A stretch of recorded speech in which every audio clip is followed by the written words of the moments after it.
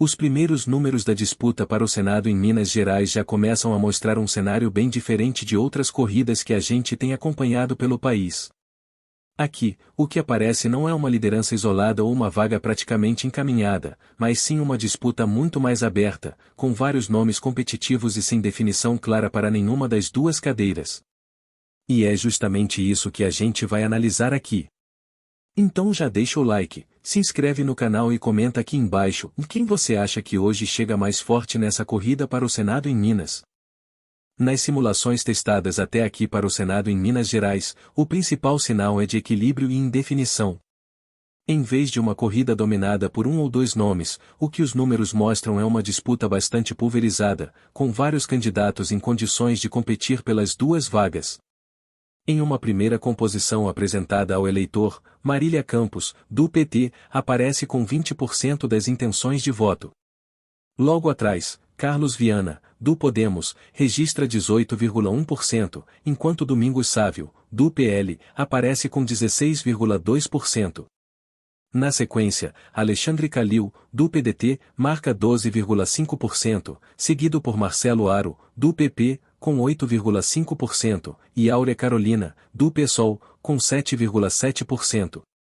Mais abaixo, Aécio Neves, do PSDB, aparece com 2,6%, e Maria Lúcia Cardoso, do MDB, registra 0,7%. Os votos em branco ou nulo somam 9,8%, e os que não sabem chegam a 3,8%.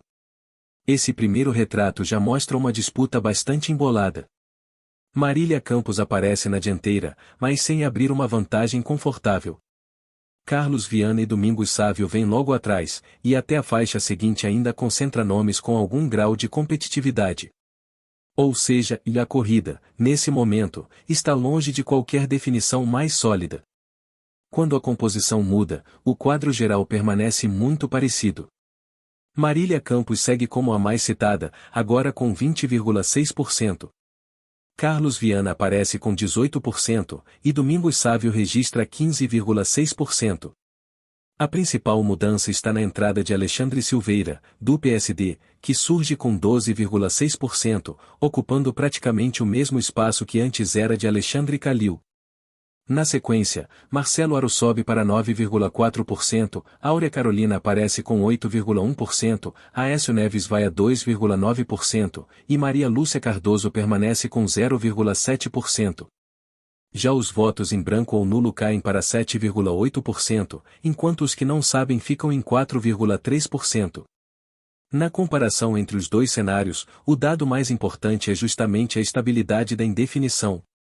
Marília Campos se mantém na liderança, mas sempre dentro de uma faixa apertada.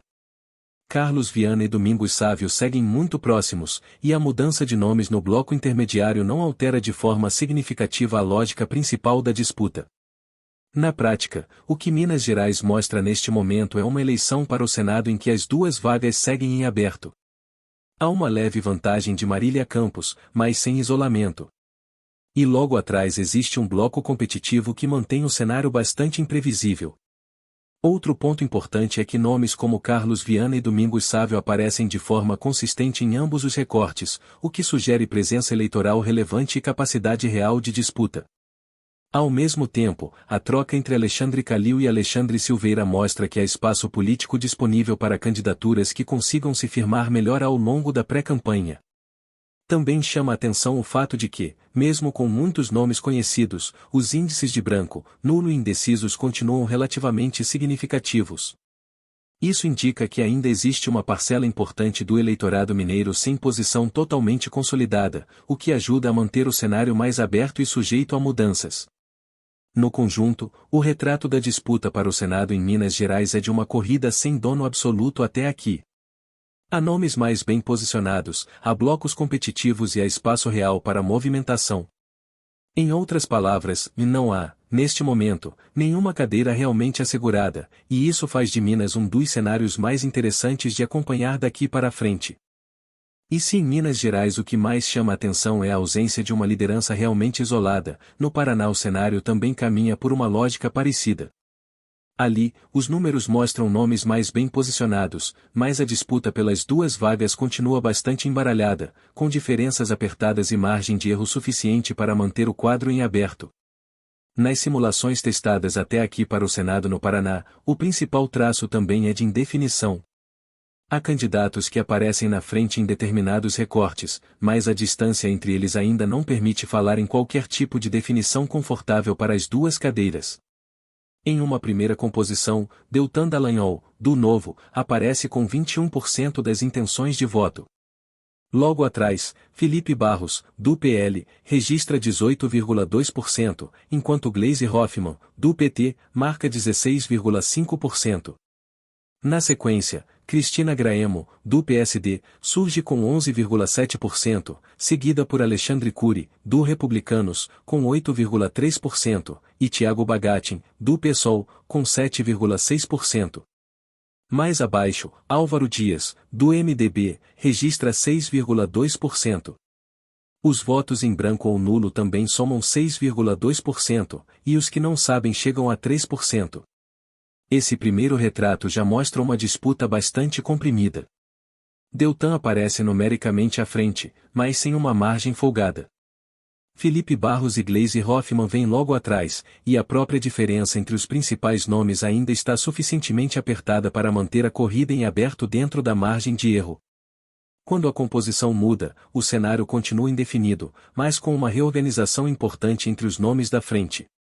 Nesse novo recorte, Felipe Barros passa a liderar com 19%, enquanto Gleisi Hoffmann mantém 16,5% e Cristina Graemo sobe para 14%. A principal mudança é a entrada de Jeffrey Chiquini, do Novo, que aparece com 13,3%, ocupando espaço relevante na disputa.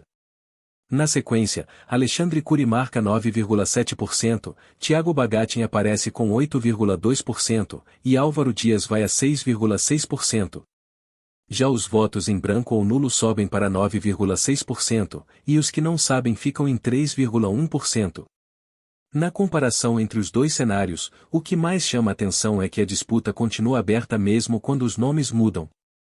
Em uma simulação, Deltan Dallagnol aparece na frente e em outra, esse espaço passa a ser ocupado por Felipe Barros. Gleisi Hoffmann, por sua vez, mantém um desempenho estável, enquanto Cristina Graemo também aparece sempre em posição competitiva. Ou seja, há vários nomes circulando em faixas próximas, sem que nenhum deles consiga, neste momento, abrir vantagem suficiente para transformar favoritismo em segurança. Na prática, o que o Paraná mostra é um cenário em que as duas vagas seguem completamente indefinidas. Existe um bloco de candidatos com capacidade real de disputa, e a própria mudança de composição altera o topo da corrida sem modificar a lógica principal de equilíbrio. Outro ponto importante é que, assim como em Minas, o Paraná também apresenta uma eleição muito fragmentada. Não há apenas uma disputa entre dois nomes, mas sim um conjunto mais amplo de candidaturas competitivas tentando ocupar espaço. Isso torna a leitura do cenário mais complexa e, ao mesmo tempo, mais interessante do ponto de vista político. Comparando com Minas Gerais, o paralelo é bastante claro. Nos dois estados, o que aparece não é uma eleição já encaminhada, mas uma corrida em aberto, com múltiplos nomes competitivos e pouca margem para qualquer leitura definitiva neste momento. A diferença é que, no Paraná, a troca de liderança entre as simulações chama ainda mais atenção, reforçando a sensação de instabilidade e disputa real pelas duas cadeiras. Ou seja, e se em Minas o quadro já parecia bastante pulverizado, o Paraná confirma a mesma tendência, se talvez até de forma mais evidente, porque a composição dos nomes testados altera diretamente quem aparece na frente. E isso mostra que, por enquanto, a corrida ainda está muito mais em fase de construção do que de consolidação.